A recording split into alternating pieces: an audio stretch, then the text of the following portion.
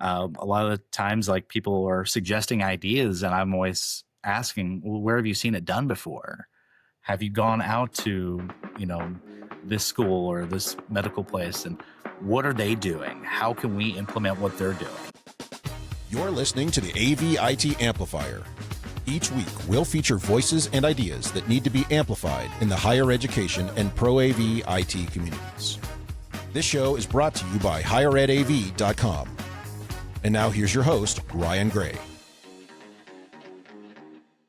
Well, hello, everybody, and thank you for tuning in again to the AV-IT Amplifier. My name is Ryan Gray. I'm your host, and as always, if it is Wednesday, your feed has been refreshed with new content, and this Wednesday is no exception. We are back in the saddle after a little bit of a hiatus, and by back in the saddle, I mean we came to ride with the first guest out of the gate. So I think we probably need to dive into your attire a little bit, but before we do that, Dustin, would you please introduce yourself? Who are you and what do you do? Yeah, my name is Dustin Myers. I'm the manager of technology support at John A. Logan College. I'm also the 2-year at-large board member for HETMA. Nice. Well, thank you for being here. And much of the audience will know you and have had a lot of experience with you. But you are, without a doubt, the biggest repper of the podcast, wearing your shirt with pride. So, as always, thank you so much for keeping the name out there and showing up for the show. Yeah, it's nice. It's a nice Ryan Gray exclusive. It is. It was only 4 made, I think, that first year, and there you go. There, I was the lucky 4. That's right. I won the lottery that day. That's right. Well, it's awesome. Yeah, it just seems like that shirt shows up whenever I'm least expecting it, but should have been expecting it. You know what I'm saying? So yeah. I really appreciate that. Well, Dustin, and then the other fun thing that we can hit from the beginning too is, as the 2-year at-large board member, that is a seat that I used to have. So we've had to coordinate on turning over accounts and stuff like that, which is always a fun thing to, have to hand over a Microsoft 365 account from one person to another. So as a technology professional, what is your assessment of Microsoft and how they do business? For the most part, it's great. If you want to get into the Teams talk, I'm definitely not a Teams person. Zoom is the far superior platform. But overall, I do like a lot of the Microsoft products. I mean, I'm running multiple systems in my day-to-day job. I've got the MacBook Pro. I've got my Windows computer, and I run Linux stuff too. So all the different platforms are equally as good for me. Nice. Okay, well, this is kind of one place I want to start with you, which is, while in HETMA and in your presence in the AV industry is well known, and continues to grow, which is awesome. I know that your, area of responsibility at John A. Logan is far wider than just AV, because talking with you and folks from your team about the things they're working on, it runs the gamut, right? And so you have to be up on such a wide range of technologies. So starting, what all areas fall under your purview to keep running for the students of John A. Logan? So I oversee anything that's desktop support related. So all of our offices, all the office technology, our classroom technology. I do all the design work for all of our classrooms. I do all the installation and support, all of our event spaces. I'm the theater technical director. So any in-house productions I'm involved with, any rental stuff I'm involved with. And I also oversee our help desk. So a fair amount there. Yeah. And just out of curiosity, I know in the realm of oversee the help desk can mean a lot of different things, right? So how often are you, say, in your admin, in your Microsoft admin console working on something? It's currently open in a browser on one of my 4 monitors. So again, there's a systems administrator role and things like that just sounds like, you're in a place where no matter what the platform, you kind of have to be trained on it, know how to do stuff in it without messing something up. How do you go about trying to be familiar in a detailed way with everything, like you said, from the finer points of lecture capture, in things to all the way to, Office 365? I mean, a lot of it's using our resources. Currently at our school, we don't have a sysadmin, a traditional Right. sysadmin. He moved into a enterprise systems engineer role.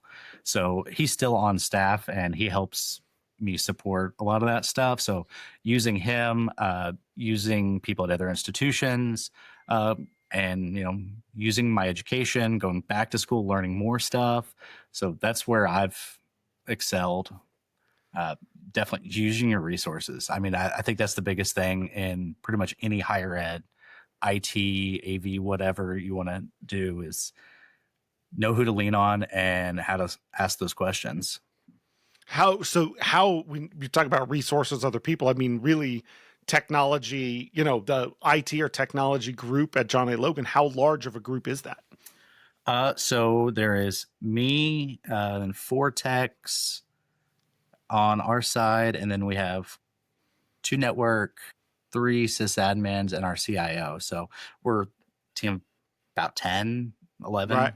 Not many Not many. comparatively, right? So everyone's got to wear a lot of hats and you got to be cross, so I love that, like you said, lean on the people that were there, build on the teamwork aspect. So how does that group work together? Do you guys have I'm always fascinated by this because there's sort of small teams that just are in the foxhole and develop working ways because you just got to get stuff done, or ones where you go, there's so much going on here, we really have to have a planned and regimented way of working and keeping everything going. So how is that developed for the team you're part of? Well, I mean, really, we're a community college, small team. Everybody wears a lot of the hats.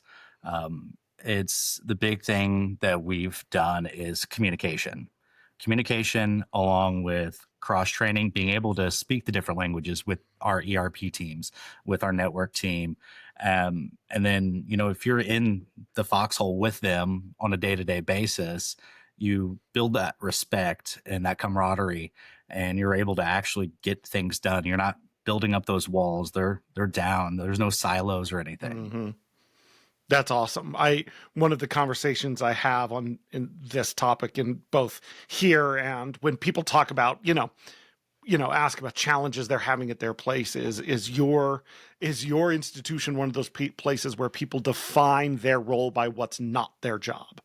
You know what I'm saying? And it sounds like you guys are not that at all. No, when I started here, that was very much the way it was. Like, I got hired on as the AV guy, and that was my role. We had a help desk person, we had this person for this job, and it was very much, these are your duties, that's it. You didn't cross over. You don't want to encroach on somebody else's duties. And then about 3.5 years ago, we had a complete reorg. We let several of our staff members go that coincided with some retirements, my former boss, and we reshaped the way that we do stuff, became more customer service focused, really changed the image of our department from all the outside departments of the college. Nice. That's all. Like, obviously you can see and hear culture change, and when people change is usually the easiest way to do that because culture is pretty ingrained. Yeah. Without going into it, was that something that was done out of necessity, something that happened by chance? And how, once the people changed, was it basically, no, the consensus of the new group is that this is the way we're going to go, or was there new leadership that came in and set the tone? So I think really was our CIO was hired about 1.5 years before I started, and they were in the middle of a big ERP implementation. So that took a lot of time getting that done. And then he was able to see the actual vision of the department, how everything worked, and really assess where the path forward. And then we went under an alignment then from there on. So, he figured out what was the cancers in the department, what were our strengths, and figured out what we needed to do to move forward. And now we've built a pretty solid team, hiring the right people and the right jobs, and more of the customer focused mentality and the team player mentality. That's awesome. And so then I like to delve into this because it becomes a challenge when people want to talk about making that kind of change. And it's the choice of change versus comfort, right? Which is, there may be people on a team or things that aren't working, and this is the way we've always done it, that the idea of, breaking that is more, become the thought of it is that's more painful than just putting up with what's going on with it. Does that make any sense? Right? Yeah, no. You've got the wrong person in the position, but oh my gosh, what, if they're not here to do X, nobody else knows how to do it, and it's not worth the risk, versus we are willing to break the toy or break the thing in order to, put it back together in a way that will be better than it was. Yeah, it's actually something that I tell John all the time. I said, you got to let things fail. You don't know where the holes are until things fail. And using the line, it's the way we've always done it, is the one way to make me mad. Mm-hmm. Like I'm never the one to say, well, this is the way we've always done it, and we're going to stick to it. That's how innovation dies. We don't learn new ways. We don't become more efficient. We have like great policies and procedures in place, and we're always trying to figure out a way to improve those, limit our SLAs. The big thing is you got to be afraid to fail, and that's where you can build back better. I love you got build back better in there. You got a slogan, but I love that. You can't be afraid to fail is actually a really controversial thing. It's something that a lot of people say, but falls flat for a lot of audience because they go, that's just something you say on a show or on stage.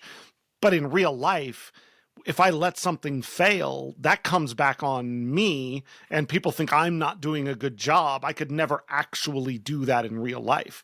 How do you actually let something fail in real life? So we try, our philosophy more is let it fail forward. Always try something new that you think is going to work. And if it doesn't, at least we try to move forward. And then now we know for the next time how to get better. We test it, kind of like you're doing your designs in your classrooms. You have a small test area where you're trying these things out. You're not rolling stuff out on a large scale. So that's our way of mitigating the failures, but still allowing for some change to happen. So would you say that is more of a cultural value of the college as a whole, right? Is the college understand trying to innovate, trying to do new things, and accept that there is risk involved in that, and we choose some risk in order to make change? Yeah, we actually got a new president about 4 years ago at the college. And that was one of his big things is we've transitioned and done like a huge college-wide alignment, figuring out our master plans and really doing more grassroots stuff to get everybody in line on what our goals and mission of the college is, reworking that stuff. Our college is built in 1967. So, a lot of that stuff was still in place from then, and times have changed. You have to adapt.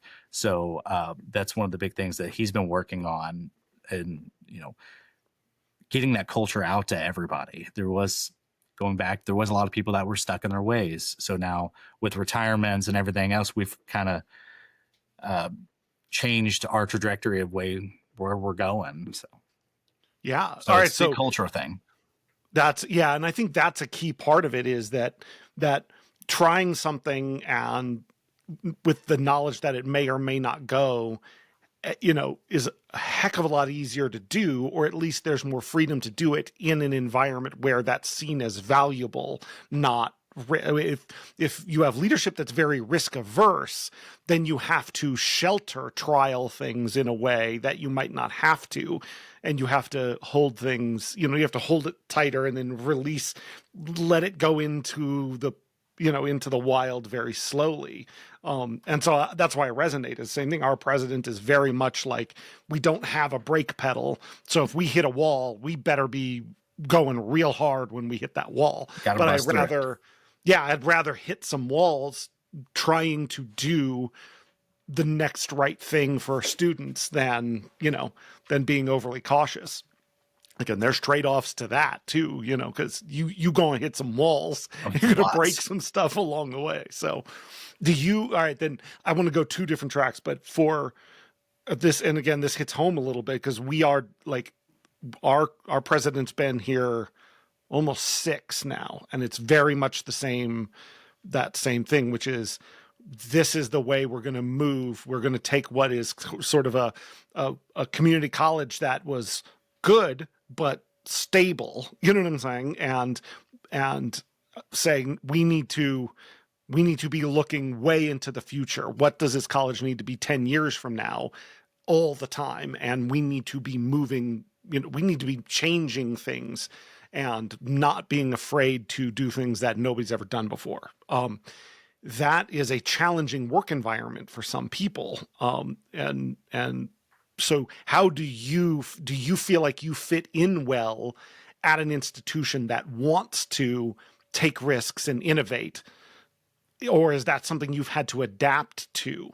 I mean, I feel like I thrive in it. I mean, anybody who works in IT or AV in general, you have to learn to roll with the punches. I come from a theater background, so it's the same way. Things happen last minute and you got to adapt and overcome. Where I think all of us thrive in that chaos. So, no, I feel like I'm perfectly fit for it. It's the kind of, I think of it, the difference between like sometimes working in environments like that, a technology has it at a community college, you're part of a small group, you've got a thing where you want to move forward. Like it can be like you're whitewater rafting. You better really enjoy the chaos of whitewater rafting. Yeah. If you're just whitewater rafting, waiting for the next calm lake, like there may not be a calm lake coming. Yeah. You're not in the lazy river. Yeah, exactly. And that paradigm of like, we have to enjoy the ride. We have to find that exhilaration. And if that is not exciting, if that's not what gets you to drive your car to park in the parking lot every day, you might be driving to the wrong parking lot, because that's what's going on here right now. No, it's all controlled chaos. We just got to figure out a way to control it and survive. Okay, well, give us that answer. How do you control chaos?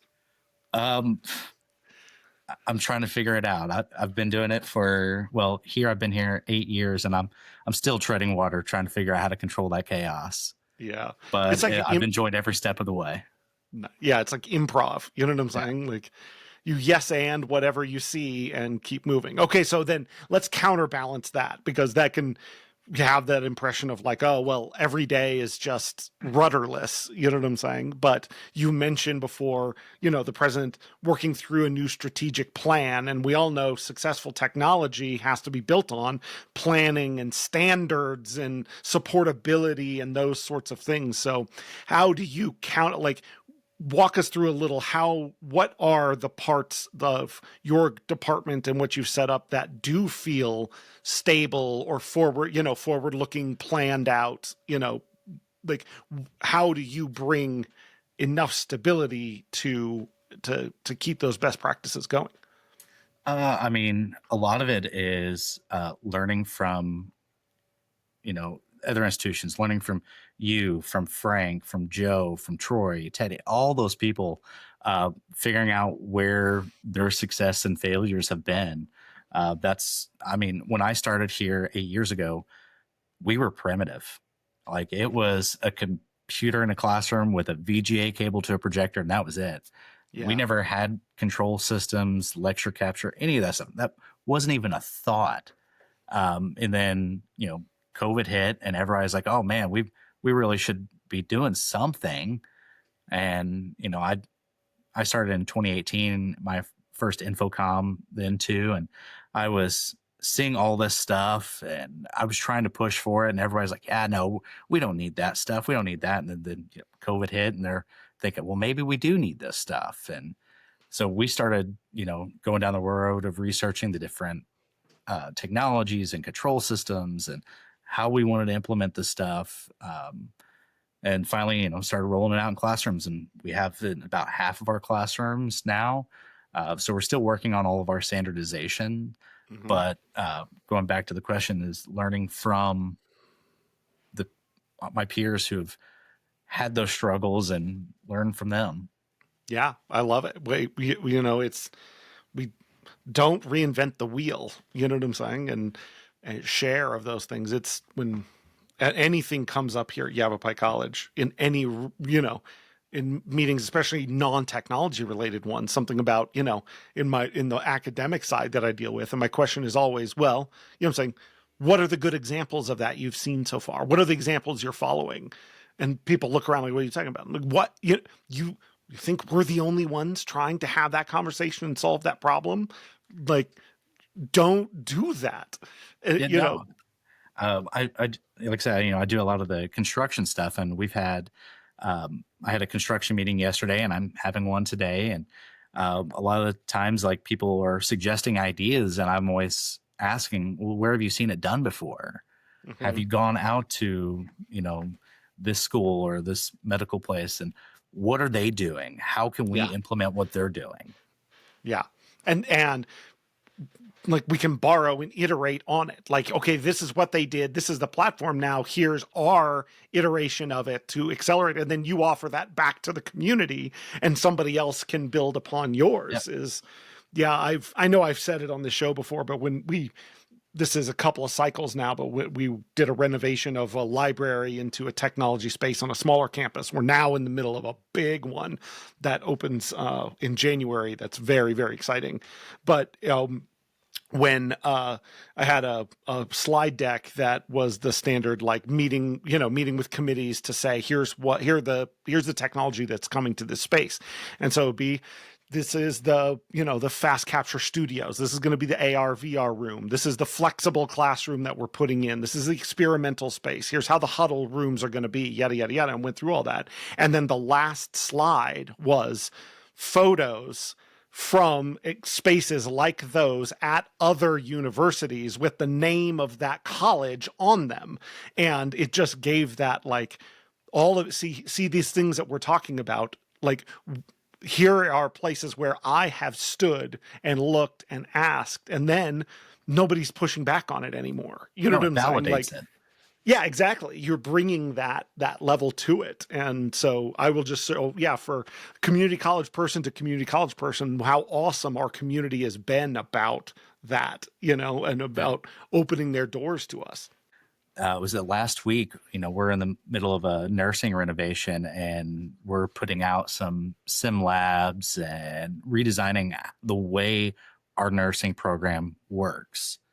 And, I've talked with James at UNLV when we were out at Infocom last year and touring his space. And then I just did a call on Friday with Teddy at UPike, a big medical place. And I'm like, okay, how do you do this? Yeah. And having those schools to talk to you at a small community college is fantastic, because I'm like, I don't know how you do this. Like, I have no problem admitting I don't know something. So having them to be able to sit and walk you through it it's unbelievable. Yeah, people are generous with it. And then you bring that knowledge, you bring it back to your working group and go, when people are trying to figure out, well, here's how this medical school is doing it. And so here's the application for our nursing program. But to get a larger vision of it is, I don't know. I agree. It's, we community colleges can really punch above their weight class. We have some freedoms that universities don't have. And so by leveraging, relationships with folks at universities, we can do some pretty cool stuff, I think. So with 5 minutes left in this first episode, which goes by fast, you are a student of the AV industry and watching what's coming down the pike. And relationships with manufacturers and being, you know, participating in advisory boards and things like that. What are you kind of excited about in the next year? And I'm asking this selfishly because we are at the stage right now where we're finalizing this design work for stuff that goes in this fall and opens in January. And it's a really big hump. And so a lot of attention has been focused on that, and it's a little blind spot for what's coming in the future. So catch me up. I don't know. That's a hard one. The one that I want to see, and I'm hoping stuff expands, is the more cloud focused stuff. Eliminating all the appliances and stuff. You know, a lot of people have criticized Joe for his thoughts on everything being cloud and software as a service for everything. But I really think that is where things will eventually go. So I think we need to start jumping and looking at where and how to start implementing that.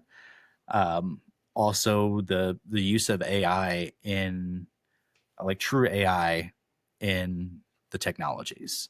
Yeah. Not as much, because right now it's just machine learning, but like when we're going to eventually get to the point that it's more true AI.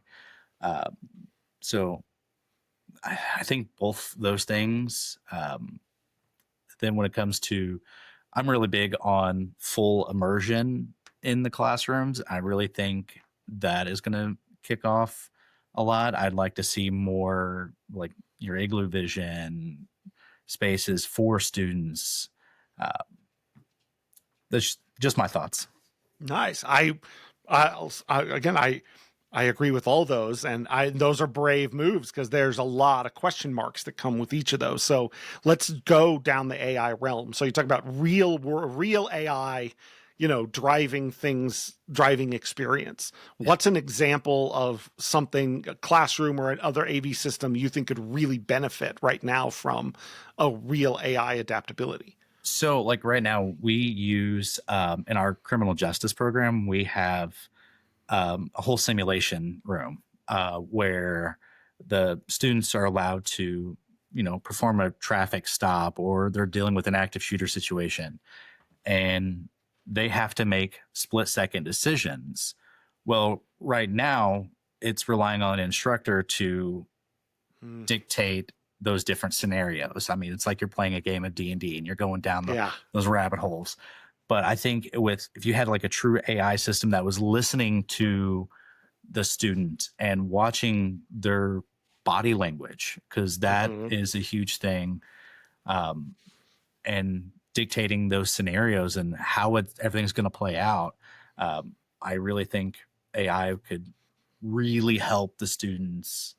And that's one of the biggest ones that I see here that I would love to tackle. See how it happen. Yeah. It's such a great community college example too. We have so many programs that are truly lend to experiential learning. Nursing, you know, you mentioned nursing simulation and these other things, and so instead, like an AI driven experience can create something so dynamic. Like your simulation experience is never the same twice. It's always adaptive and challenging, and also customized to that person and their reactions in a way that you could just never program enough scenarios to do. I think, I think it's a great example. And the answer is not AI in the camera to find the person in the room. It's like, let's think bigger. Let's think fully experientially about what that technology could do. So Dustin, if people wanted to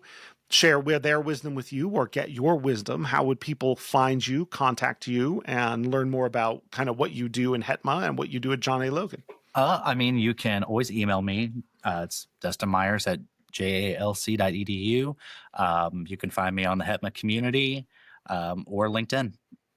I'd encourage everybody to do that because, Dustin's one that is out there connected with everybody. And also, if you give him a shirt, he might just wear it. You might just show up someday with it on. Yeah. Cool. Well, a half hour goes by in such a hurry. But Dustin, thank you so much for taking the time to chat today. Thank you. Thank you for listening to the AV IT Amplifier. Tune in next week for more with today's guest. It'll be great or your money back. Your host has been Ryan Gray. He's on the tweeters at Ryan_A_Gray, or find him on LinkedIn to connect. Please subscribe and give the show a rating and review wherever you get your podcasts. This show is brought to you by higheredav.com. The views expressed here are not necessarily those of our respective institutions, employers, or sponsors. Everyone hang in there, go easy, and we'll be back next week.